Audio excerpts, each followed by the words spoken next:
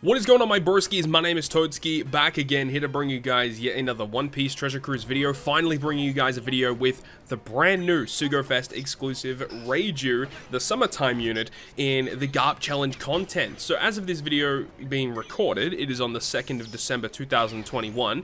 I believe this should still be up by the time the Garp challenge is reset, but as of now, the ones available at the moment are Revolutionary Army number 1 and 2, as well as the Whitebeard challenge, and also the Worst Generation challenge. So in this video, we're going to discuss how Reiju performed in this content, kind of give my pros and cons of the unit, what I kind of found to be really nice about this unit just in this type of content. So Reiju, this is a really interesting unit. I mean, obviously that's a bit funny. It is an int unit, but you know, of course, this unit is just interesting just in general. Obviously, it has a very unique mechanic in the fact that it kind of plays around with poison. If you're up against content that poisons you, Reiju is going to be one of the best characters in that piece of content, as it will automatically remove poison, it can generate attack boost for multiple turns, has a very good super type as well, and just overall just generally a good unit. Do I think that she's going to be like the best, the go-to int captain for content? No, I don't think she's close to that, but she's a really solid unit. But a couple of things that I found to be really good about the unit is, of course, the way that she's built is that she boosts int, cerebral, and powerhouse characters. Now, for her super type to be activated, her super type is good, by the way, but in order for you to activate it, you do need an entire team of cerebral or powerhouse characters. So because you are running just a full team of cerebral and powerhouse, it does open up you to use the Zunisha ship, which is one of the best ships in the game still to this day, giving a pretty good attack boost to cerebral and powerhouse, and also making recovery and tandem slots count as beneficial to those characters too. And it's really nice because Reiju as a captain does not provide any beneficial slots for you, so getting access to a ship that can generate those slots is very valuable. Talking more about this team in general though, we have V2 Big Mom, who I did use relatively recently as well. If you're running an int team for these relatively easy Garp challenges, V2 Big Mom's super good, being able to use their switch effect to give themselves a matching slot and a 1.5 attack and orb boost to themselves. Another really good thing about using Big Mom for this fight, the Revolutionary Army number 1, is that you can get access to the support effect of Perospero, the strength one, which enables you to get around the increased defense on the Kuma stage on stage 2, and because we are running a full int team, the switch effect of Big Mom alone is going to be able to help you get through a lot of these mob stages. We also have 2 rare recruits in Koala and the Gloricia, which are just basically here to remove the bind on those 2 stages that we will be inflicted with them. We also have the support effect of Custard on Shanks, meaning that when we use Shanks' special on stage 6, we're able to lock our int character slots, which we can take into the final room. As we said before, Reiju does not guarantee you slots unless if you're being inflicted with poison slots, which is not very common at all. So a very easy way to get through the content, and we'll go ahead and finish things up here, and we'll see you guys at the Whitebeard challenge.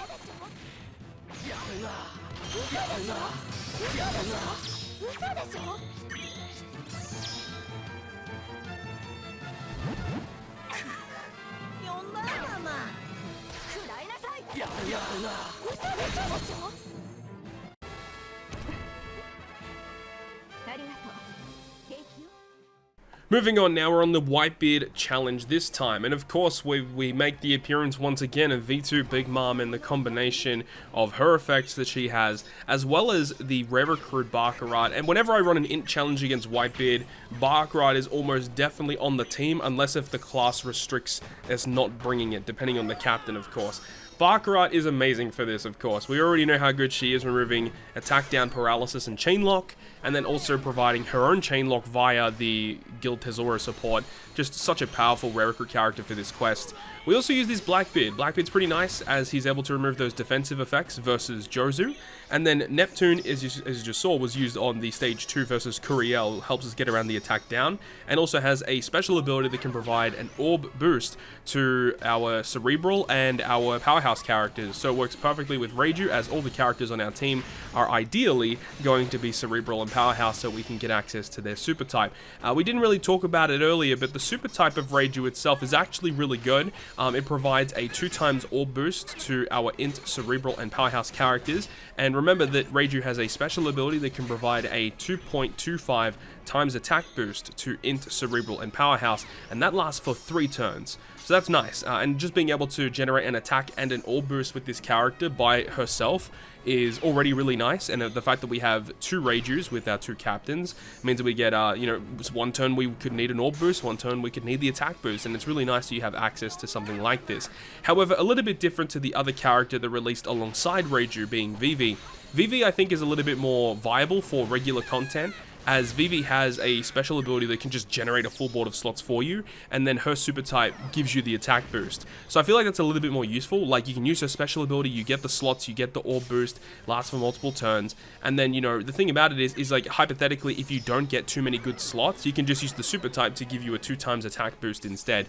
So, I don't know, I do feel like that Vivi is a little bit more viable for regular content, as we see here, but, I mean, honestly, Int is such a powerful color just in general, that it doesn't really have too many issues getting through this type of content. And it is a shame that Reiju is built around having Cerebral and Powerhouse characters, because it means that you can't use Int Yamato alongside this this Reiju right here, which would have been an amazing combination, would have been so good. Unfortunately, not able to do that. But despite the fact that, you know, Reiju has a couple of different issues with, you know, not even generating her own matching slots, having to rely on other characters to do that, she does have pretty good damage. She's still a 5x captain at the end of the day. You can't take that away from Reiju at all.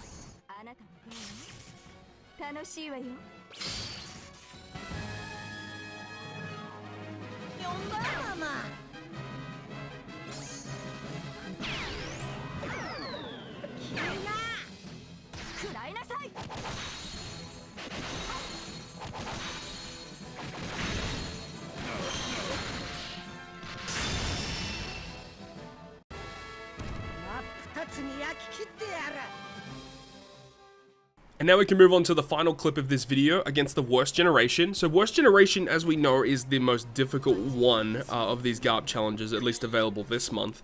And honestly, it wasn't really too difficult. I mean, with versus Whitebeard, it makes it a lot easier, because his versus effect is so incredible. I mean, when you look at it on paper, it doesn't seem that amazing, but when you actually use it in practice, it's quite incredible. Being able to get a 30% health cut and a 90% damage reduction. And the really cool thing about Whitebeard is, because his versus effect essentially only lasts for that one turn, it means after the turn of activation, you can immediately start charging it again. Whereas you have other characters that have their versus effects, and their versus effects may last for, what, 2, 3, 4 turns, and you have to wait for them to expire before you can start charging them again. So Whitebeard being able to generate it so quickly is one of the great benefits of this unit. Plus, we have, you know, Whitebeard himself, which does provide a very good attack boosting special at the end of the quest here, which means that we can just use our Reiju specials a little bit earlier on in these fights, and then dedicate the Whitebeard special for the last stage, as it gives us a more significant attack boost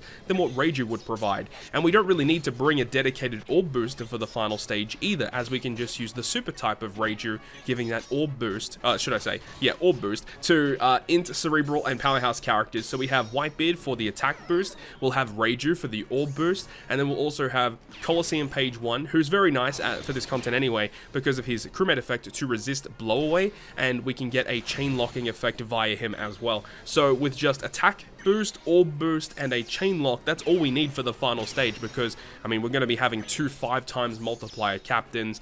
And another thing to talk about with this team is that we do have Komurasaki, who's a really nice unit for Int teams now, as her special will generate you a full board of matching slots, so long as you don't have your crewmates inflicted with fear, because her crewmate effect will enable quick slots to be beneficial to your Int characters, so that's nice. And then we have, of course, the custard support on Komurasaki, so that we can use it against the rogue stage, generate those slots, lock them, kill your rogue, carry them into this stage against Zoro and Killer, and then use the Megalo ship to further lock those slots for the next turn, so that we can carry these slots into the Blackbeard stage, get them locked in those barriers, and then we're good to go. However, there is one thing to note, is that Reiju's Limit Break ability is actually the slot change impossible, which actually does remove turns of this debuff. However, in certain instances, this orb change impossible thing is actually a benefit, and in this case here, you know, you actually don't want them removed. So I don't know if I'm ever going to Rainbow Reiju, just depends on the content, because I feel like